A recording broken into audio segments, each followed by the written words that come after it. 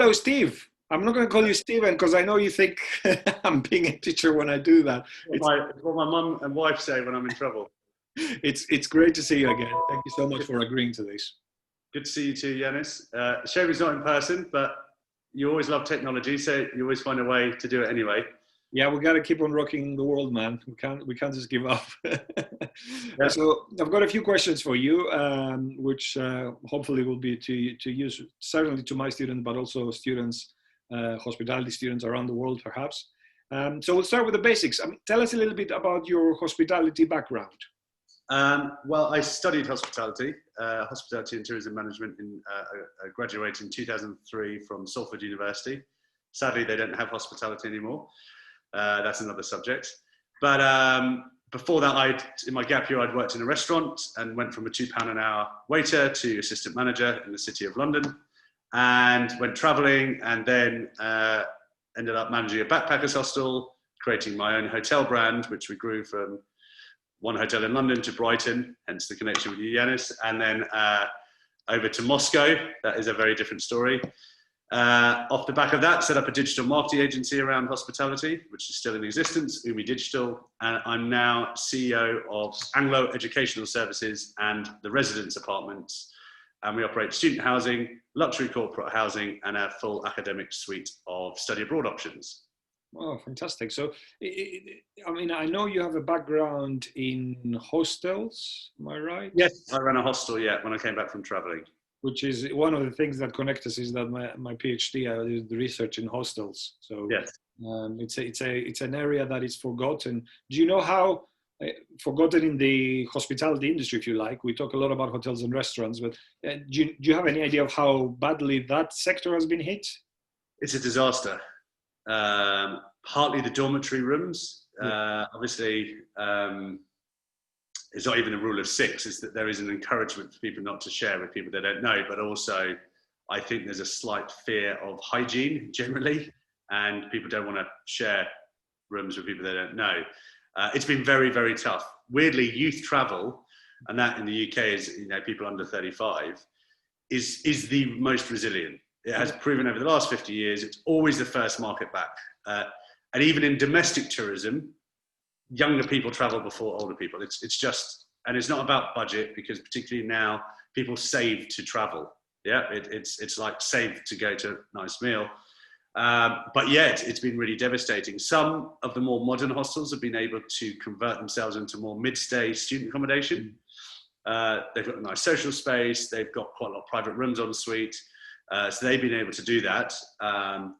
But in the city centres in the UK, it doesn't matter if you're a hostel or a hotel, it's been very difficult. Yeah. The niche that's done very well, and we're quite lucky that the residence is in that, is mid-stay corporate housing.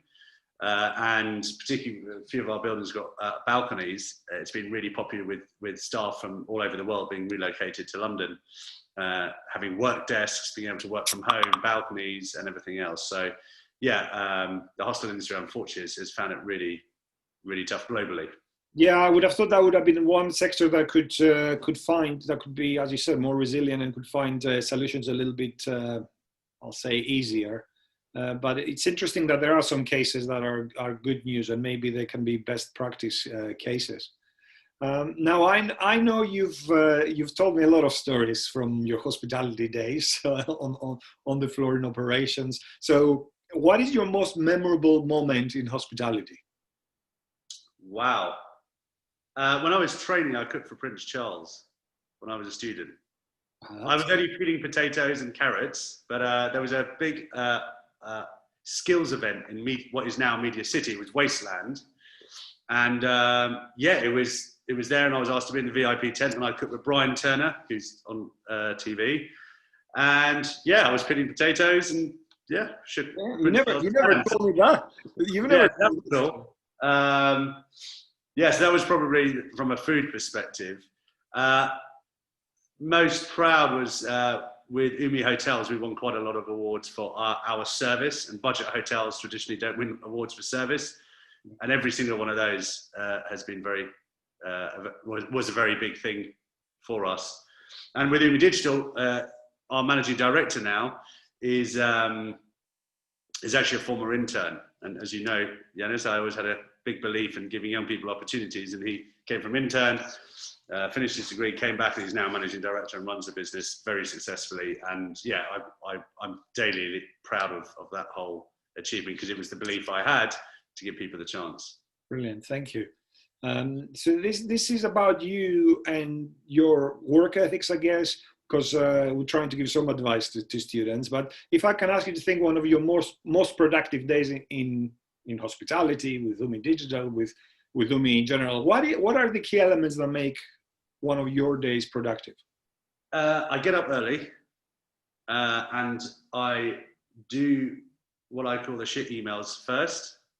So I prioritizing your day is really important, and it's really easy to leave the things you don't want to do to the end of the day, but you then end up not doing them, and then you have to do them the next day. So I try and get the stuff and out the way. I try and do exercise almost every morning. So through lockdown, I was running into work about 10k in, and sometimes running back was a bit more difficult because I live in West Hampstead, so you've got to run uphill all the way back. And my days are often very different, but it's trying to have some sort of structure. And as you know, even with this, it's like, put it in my diary, I'll be there, and I'm trying not to be late. So that's very important. What I found through COVID, and I felt I was always quite good with that, with my sports background, was communication. And actually it's become increasingly important. So I try and communicate with either the heads of department, whether it's by phone, by Slack, by email, all day. At least once a day, just to make sure I know what's going on. Yeah, and I think it's really important. I think I'm not that old, but I'm still quite old school. I think there will always be a need for person-to-person contact. We are humans. We are not going to evolve in 5 months to go from needing to be with people to not being with people, but it's also using technology to not lose the communication. Yes. And not lose the flow. And that's why Zoom has been amazing, because it's allowed you to do things like this really easily, low setup costs, and just get going. But that's what I find important. What I've struggled slightly is that I haven't been traveling, obviously. And I was traveling probably 4 or 5 times a year to America to see our partners, plus holidays, plus I lecture at hotel schools in Europe and in Greece and stuff like that. And not having that time to myself, and what I call my airplane thinking time, where actually I don't really do that much. I just don't think, actually, for a couple of hours, or read a book or watch a movie. That's been quite hard not to have, because I find that after a trip, even if it's a day, I come back with loads of ideas. Yeah. Even coming down to Eastbourne, doing that every year, I always came back with ideas, and I think that's been a challenge. You'll find a little bit of shutdown time. Yeah. But it's also being with different people and hearing and ideas. And, over the last 5 or 6 years, some of the students have come up with some really cool ideas and concepts, some not so good, but, majority really good. But even you can always learn. No, but you can always learn. And I think that's what is harder, doing everything online, because I don't think you get that personal interaction where you just learn. Tell us a little bit about I know you're involved with the Hotel Marketing Association. You want to tell us a little bit about that? Yeah, so I'm on the committee, and I was former chairman of the Hotel Marketing Association, and I'm also chairman of BETA, which is the British Educational Travel Association. Never been big into politics or anything else, but I do feel associations, particularly through a crisis, are very important in terms of allowing people to have a focal point. The HMA, the Hotel Marketing Association, has been going for over 20 years, and it's really a voice for hotel marketeers, which are often not valued within the industry, to find like-minded people, to learn. We do a lot of seminars online and in person, hopefully again in the future. We have an awards thing every year, and really a community of doing best practice in hotel marketing. When I studied hospitality, I think we had 1 module on marketing in 3 years, and actually it's key, because even as a general manager, you're marketing yourself. It's your personal brand, let alone the brands that you're working for or the brand you are creating. So that's what it's for. BETA is really the voice of youth travel for the UK, inbound and outbound, whether it's language schools or higher education, or backpackers hostels, or tour operators who specialise in youth, or Planet Hollywood. We represent them, and I do obviously quite a lot of work trying to help the industry as much as possible. I wrote a letter to Boris a few weeks ago, after the collapse of STA travel, just showing how important, you know, this space is, because the youth travelers of today are the luxury travelers of tomorrow. So yeah.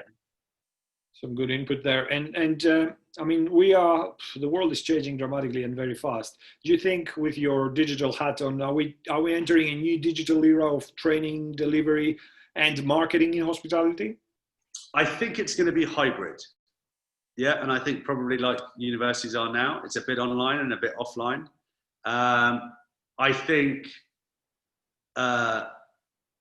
one can learn a lot about the core skills digitally. Hospitality will always be about physical people. So you can't train physical interaction virtually, because I can't see your hands. You're probably wearing a pair of shorts and flip-flops. You know, I don't know. Yeah. So, so you know what I mean? And it's, you know, even me just doing that and getting your hands up, that's effort. Yeah. And a lot of people, when they're doing online training now, it's quite placid. It's quite one way. You just sit there, you listen. So I think you need a combination, but I think it will change. I also think one of the big trends digitally is, whether it's apps, whether it's hotel websites, whether it's communication, is there's a lot of people who spend a lot of time at home dreaming. Yeah, dreaming of where to go next, dreaming of a holiday. And websites and social media, particularly Instagram, that give images of dreaming, talking about your homeland of Greece. I had a friend who went for the first time yesterday. He didn't know if the plane would take off or he would get there, and he's in dreamland. And he chose Rhodes literally from seeing photos on Instagram. Yeah. And I think creating the old-fashioned glamour of hospitality, the dream stage, the whole love of travel will be digitally driven, and therefore the physical service will be even more important. I think I've said that in a lecture about 8 years ago, because we spin our faces in screens, that when you see something different, it's even more powerful from a human. Visual semiotics, as we call it, are becoming increasingly important. Yeah, and I think you can't, you know, the smell when you land in Greece, or the smell when you land in the Caribbean, the smell when you go to a food market in Asia, you know, so, you know, it's still, the senses are heightened, and there's only certain, you can't smell through a computer. Yeah. You can't feel actually through a computer. They had a printer that could produce aromas at some point, but I think it went out of business. But the idea was there, the technology was there. Yeah, because if you type something wrong, you know, you get the wrong aroma. Get the wrong smell. Yeah, but you know what I mean. I think it's this hybrid. I think work will be flexible too. I don't think it'll be everyone working from home. I think it's flexibility again. A Swedish wife, they've been doing that for decades in Sweden. It's like, oh, okay, no, you need to spend more time with your kids. Cool, okay, well, let's change your hours to let you do that. Yeah, and I think they even count the time. If you're on the train and you're working, that counts as your working hours, don't they? Yeah. So people don't work on the train; they talk to each other. That's pretty cool. Yeah. That's the difference, you know. So, I mean, we've already touched on a number of big issues, but are there any other big issues that you think are really, really important at this time and day? I think the government, I think there's currently a very good tourism minister, but tourism minister here is not the same as in Greece. It's a second tier or third tier role. The guy who's currently Minister for Tourism, it was at DCMS. He was actually working previously for Google Travel. So, you know, he knows more than some of the previous people. But I think the nation here now understands how important hospitality is, but I don't think the government really does. Yeah. And, you know, the curfew at 10 o'clock was a mad idea for cities, because you saw the crowds of people, and no wonder 2 weeks afterwards there's spikes. They're blaming students. It's because people got turfed out of places at 10 o'clock. Yeah, that's the reality. It was thousands of people crammed together on the tube. There's been no one on the tube. So I think, one, it would be good to have a Minister of Hospitality and a Minister for Tourism. Having studied hospitality and tourism, they're part of the same thing, but tourism strategy is different to a hospitality product. Yeah, it's more about destination management versus the operationalization of organizations. Yeah. And And the product.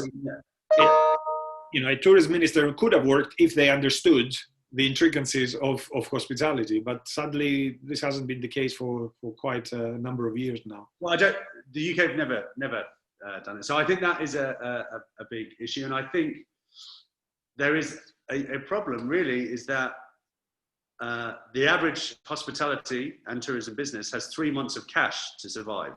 Mm. And at this moment in time, furlough is finishing. Not all landlords have been helpful. With personal experience, a lot of them have been really quite awful, particularly as, a CEO of a business that's been operating 47 years. There's some landlords we've had for over 20 years who basically told us to F off in terms of giving us some sort of leeway, and banks not supporting either. So, if this were to last another year, and I'm actually on the vaccine trial, so we all hope not, that there won't be an industry. Yeah. And that's the big issue. And I think they've set up a new global travel forum for ministers yesterday. It's about 4 months too late. And I think they have to make decisions very quickly to get people moving, whether it's international students or business, whatever, things are going to start moving, because as a little island, no longer part of Europe in 3 months' time, we cannot survive on our own. So international trade will be massive. So those, I think, are the big issues I'm seeing. Just to turn a little bit on the positive, has there been anything positive, you think, because of the current situation that has emerged for our industry? I think the love of hospitality. I went to a local pub in Hampstead on the 4th of July when they reopened. The joy on people's faces to go, and I had a pint of Guinness. My mum's Irish. I didn't get to have St. Patrick's Day Guinness from the tap. The joy of people having that first beer and the first burger in the pub. I think people have appreciated.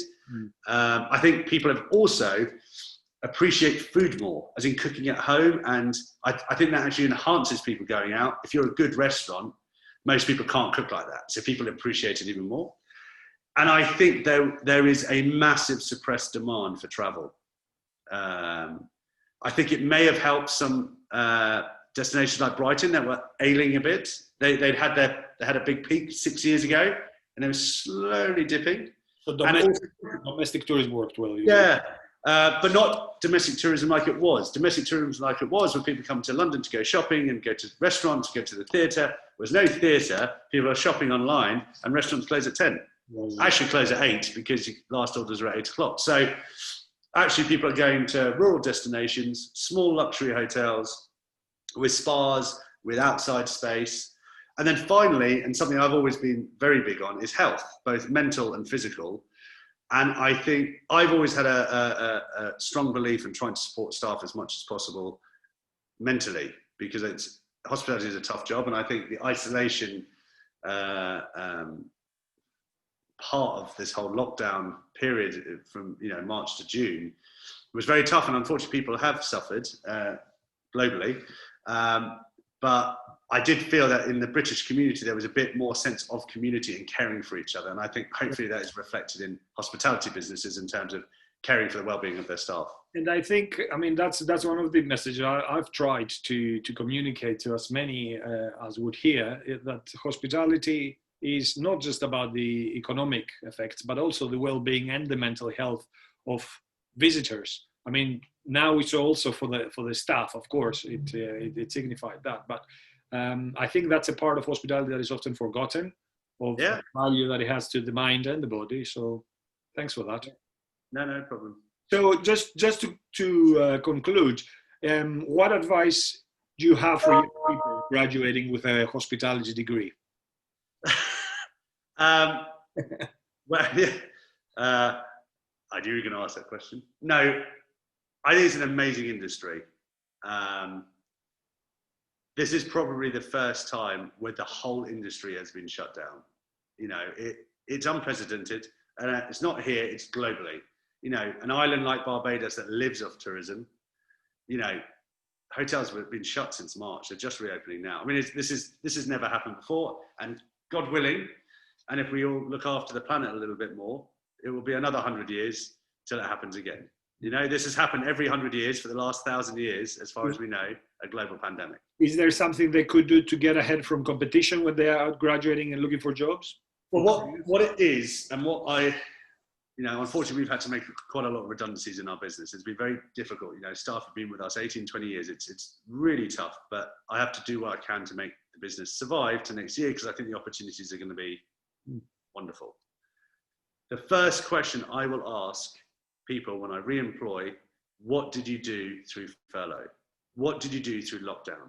Yeah. And if you say, I learned sourdough, I'll be semi-impressed, because I tried to do that and I gave up a bit.